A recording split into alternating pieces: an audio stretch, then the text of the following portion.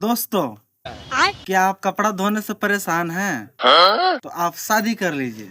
रुको जरा। आपको कपड़ा धोना नहीं पड़ेगा, आपको बहुत आराम मिलेगा। हाय हाय, इतना सुकून। और अभी तो रुको, क्लाइमैक्स अभी बाकी है। देख लो भाई, हम लड़के हैं ना, हमारे साथ ऐसा ही होता है। हेलो दोस्तों, नमस्कार, प्रणाम। हम आ गए हैं एग्जाम देने के लिए। और इस एडमिट कार्ड में फर्स्ट नंबर में लिखा हुआ है हिंदी का एग्जाम और सेकंड में है इंग्लिश। और मैं आया इंग्लिश का तैयारी करके। अब आज है सोशल साइंस और एग्जाम डेट में देखा नहीं, अब क्या होगा। ऐसा मत करो। मेरी साली बहुत मेहनत से पढ़ाई की, उसका रिजल्ट देखिए। महात्मा गांधी का जननी जनगणना